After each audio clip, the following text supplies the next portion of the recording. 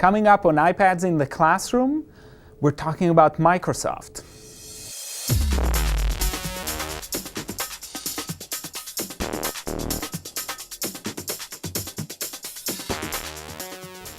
Hi, I'm Guy Trainin, and this is iPads in the classroom from TechEdge, and today, funnily enough, we're going to talk about Microsoft. Microsoft and iPads usually don't mix very well together, but with the advent of Windows 8 and the Surface tablet, Microsoft have actually created a few apps, and other providers have created apps that allows us to use Microsoft products a little bit better with the iPad. So without further ado, I want to talk about the first one, which is Cloud On. And in Cloud On, what we have are some features from Microsoft Word and other Microsoft products that we weren't able to utilize before. The first thing that Cloud On does is it connects to your cloud services, including Dropbox and Google Drive. So you have access to any of the documents you have on either one, and I have on both. And what I want to show you is how this works. So this is from my Dropbox file, and I had to connect it, obviously. And now I'm looking at a specific document. So this is an assignment from one of my classes, and what you can see is that visually it's very crisp, very clean document, exactly like the original. The second thing is, because we've talked before about different word processing apps, but the one that really makes a difference for me and makes a huge difference when you interact with students is the ability to annotate. That is, to add comments to the text. So if I highlight a piece of text, I can actually annotate it and add my own comments. You can highlight an area, and then you can add a note. In this case, an editing note.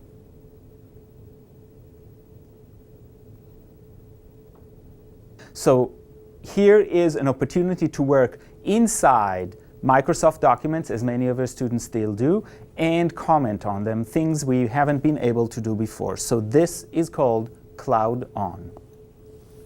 The next app I want to talk about is SkyDrive. Now, SkyDrive is important for those of you who will transfer to Windows 8 and other compatible machines and the Surface, and you still have an iPad.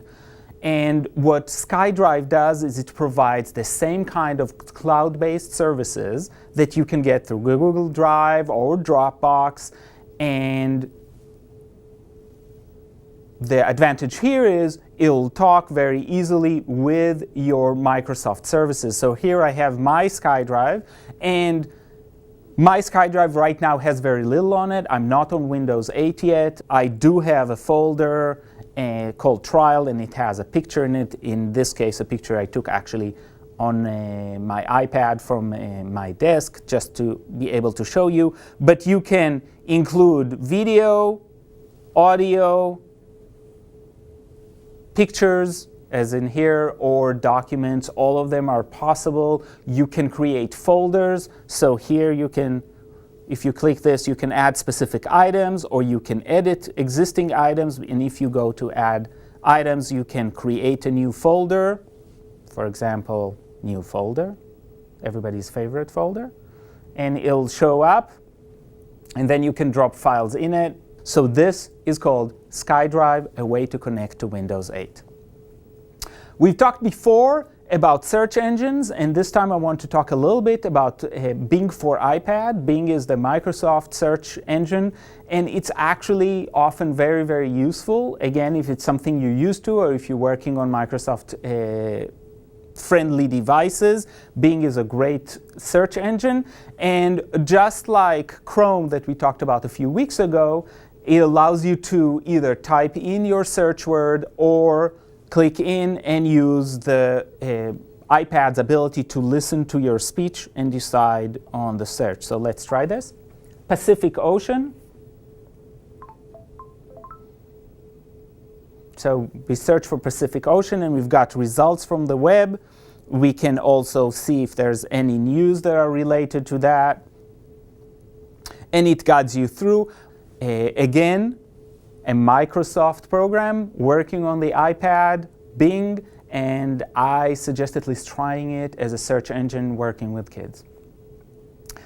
So now we're a little bit past working with Microsoft, and I want to talk about one more app.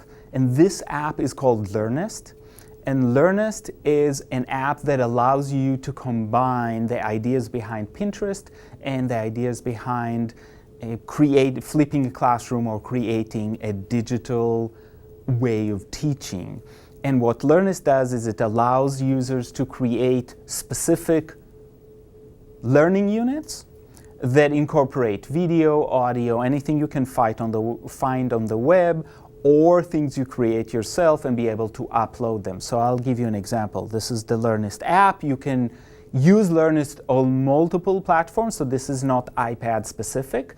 I really like the way it works on iPad. And this is Learnist on iPad, and right now we're looking at featured, but let's look at popular. And the reason I like popular is actually the first few are about using Learnist on the web. And it loads different things. So there's an overview on the left of the board and comments about the board. So you immediately get what users are saying about this. But as you go to the whole board, you can see that here there's a video and the comments on the video. And on the bottom, you can actually switch between the different quote-unquote lessons.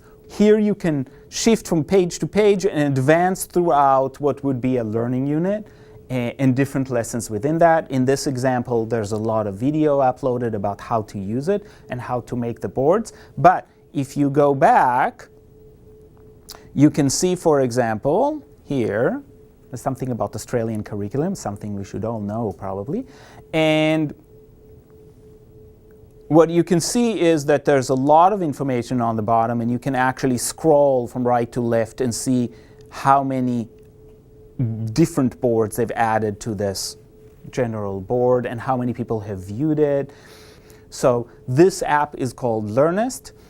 The last thing I want to talk about, and that is really a tidbit, is an app that I've talked about before, but I think it's worth mentioning. It's Stopwatch.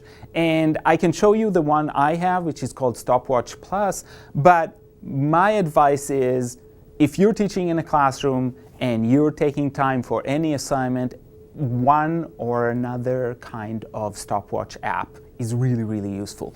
So you have this kind of a presentation, you just touch it, it goes, you touch it again, it'll stop. Very simple. It can also count backwards and all of these things. You can add alarms and things like that. So you have multiple opportunities.